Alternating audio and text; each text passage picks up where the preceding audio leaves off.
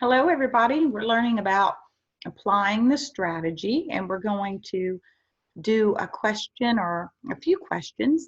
I'm going to start with this social studies, U.S. history, and I'm just going to kind of go over my thought process out loud while we determine what the correct answer could be. So you kind of know how your thought process should go when you're doing something like this, okay? So I'm going to read it for you. It says questions 1 and 2 refer to events that occurred during President George H.W. Bush's administration. In August 1990, Iraq invaded oil-rich Kuwait and threatened neighboring Saudi Arabia. In response, President George H.W. Bush built a coalition of United Nations members to pressure Iraq to withdraw. The UN embargo had little effect. That UN stands for United Nations. However, and Bush then won Congress's approval to launch a military campaign to protect U.S. interests and liberate Kuwait. To bring liberty to Kuwait. Liberty and freedom kind of go hand in hand. In January 1991, Operation Desert Storm began. 500,000 Americans and troops from 28 other nations conducted a campaign against Iraq. Soon defeated, Iraq pulled out of Kuwait. As a result of this victory, Bush's approval rating soared to about 90%, the highest he'd achieved. His political future seemed assured. However, Bush encountered many domestic problems that eclipsed his foreign policy success. The controversial nomination of Clarence Thomas to the Supreme Court, a recession, high federal budget deficits, and increases in federal income and excise taxes all contributed to his defeat in the 1992 presidential election. Okay, so it speaks about Iraq invading Kuwait and our president at the time getting involved with other nations to come against them, to come against Iraq, to help Kuwait. And then that made the people believe more in Bush. But then there were some other things that happened at the same time during his presidency that made them maybe a little disappointed or not in agreement with him. And those things included the nomination of Clarence Thomas to the Supreme Court, a recession, and high federal budget deficits. So also increases in federal income and excise taxes. So that's why he lost those other things. So then it goes, why did the United States and 28 other nations go to war against Iraq in 1991? And it says, Iraq forces crossed the border into Saudi Arabia. Iraq suffered a recession due to the UN embargo. Iraq invaded oil-rich Kuwait, or Iraq threatened the United States. Well, we can just go back and look if we want. And in the beginning, it says in August 1990, Iraq invaded oil-rich Kuwait.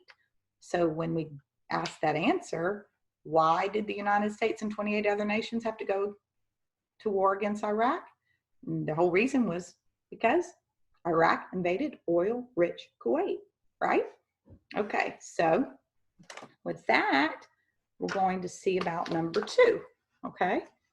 Number 2 says, what was the result of the domestic problems that faced Bush's administration? And we already talked about that. It said that him helping with Kuwait and having other nations help with Kuwait made him popular. But the thing that made him lose was the domestic issues. And then it named them. It actually said the controversial nomination of Clarence Thomas to the Supreme Court, a recession, high federal budget deficits, and increases in federal income and excise taxes, all that. It actually, that's what hurt him. And if you see, it goes, Bush encountered domestic problems, and then it names what they were. So here it says what was the result of them, and basically he lost, right? Okay. All righty. With that being said, we're going to go on, try another one. And this one's going to be a language arts question. And it says informational material. It says we have questions 3 and 4. I'm going to read it to you, kind of go over my thought pattern while I'm reading it to you. So maybe you'll understand how you're expected to think when you're reading some of these. And if you notice, I kind of make sure I know what they're talking about and kind of mention that to you, because if you just read and just keep reading, whether you understood in your brain what was happening, you a lot of times won't end up with the right answer. So this says, like Western Europe during the Middle Ages, Japan had a feudal society. Local lords called daimyo, and I'm not sure that I'm pronouncing that right, ruled the land in exchange for military service and loyalty. To the chief general or shogun, the emperor of Japan was the head of society, but had only ceremonial and religious significance. In the late 1500s, it's a long time ago, a powerful general, Hideyoshi, I could be wrong on that pronunciation also, defeated the warring daimyo and took control of all Japan. When he died, Tokugawa seized control and became shogun. Tokugawa created a strong central government, ending feudal warfare and organizing a government bureaucracy. Tokugawa remained his control over the daimyo by limiting their power. He allowed the daimyo to keep their lands, but he required that each daimyo spent every other year in Tokugawa's capital city, Edo. In addition, the wives and families of daimyo had to live in Edo all the time. The daimyo could not repair their buildings, select husbands for their daughters, or sign contracts without Tokugawa's approval. The Tokugawa shogunate, established in 1603, lasted over 250 years. The centralized feudalism that Tokugawa instituted ensured peace and unity. As a result, trade developed on a national scale during this period. Okay, that was a lot to take in, but it's basically their system of government.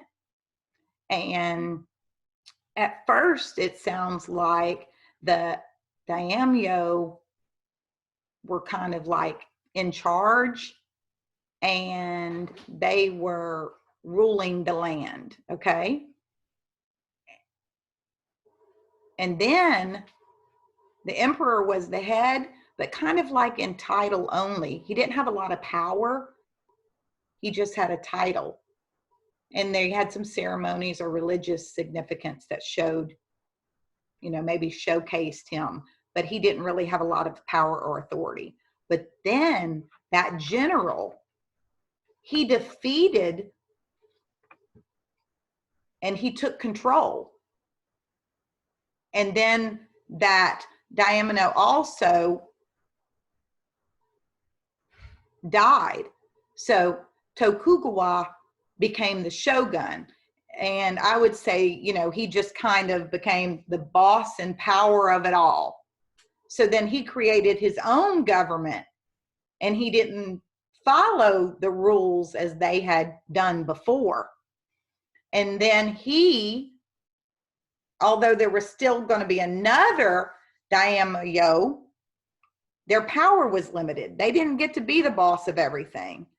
And so he didn't take their property from them, but they had to kind of answer to him before it's sort of like he was making sure that they knew he was ultimately in charge.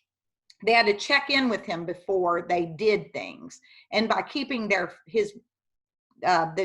daimyo's wife and family in the capital city, that ensured that Tokugawa's his rule would remain in authority because the families were there and he could keep a closer eye on them or have others keep a closer eye on them. Okay, so that's what we read. Now we're going to see what they're going to ask us about what we read. It says this lasted for 250 years. And it sounds like they're saying it was a pretty good plan because there was peace and unity. And then because there was peace and unity, they were able to trade with other nations. Okay. So it says, what was a major reason the daimyo submitted to Tokugawa's power? And it says they were allowed to keep their lands. It says because they could sign contracts on their own without his approval. Or it says, C says they were given royal privileges. Or it says D, the families were under the shogun's direct protection. And so we are going to see that the only thing it really stated in there that they were allowed to keep their lands. Those other things were never mentioned or even hinted about. So we're going to go with A, they were allowed to keep their lands. Okay. And it did tell us that. If you remember, I can point it out to you. Let's see. Allowed to keep their lands. Okay. Now we're going to go on and read the next one.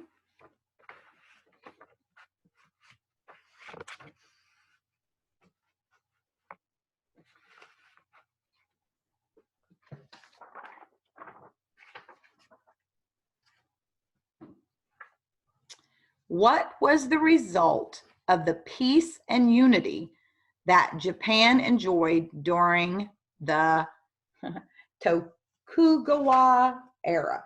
Now, it is very likely that I am mispronouncing these words, and I apologize, but we can still get the correct answer even if I mispronounce these words. So, do you remember what was established? Was it greater foreign influence? Was it increased trade? Was it military growth? Or was it increased power? And if you remember, we could go back and look in the passage, and it says right here, trade developed on a national scale. So we're going to choose the answer, increased trade. Okay. Thank you so much for spending this time with me. I hope you learned something. If you have any questions, send me an email or a text message. I'd prefer a text message. Thank you so much.